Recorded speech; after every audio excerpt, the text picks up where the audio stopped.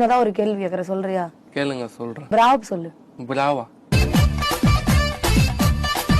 பழமொழினா என்னன்னு தெரியுமா? என்னது பழமொழி? ரொம்ப பண்றான் அவன். அவனை வச்சு இன்டர்வியூக்கு பார்த்தீங்களா? நீங்கள் அதோட தற்கொலை தான். என்னதான் ஆணும் பொண்ணும் சமம்னு சொல்லிக்கிட்டாலும் இவ்வளோ ஸ்கூட்டியில் எதிர் வரும்போது கொஞ்சம் பயமாக தான்.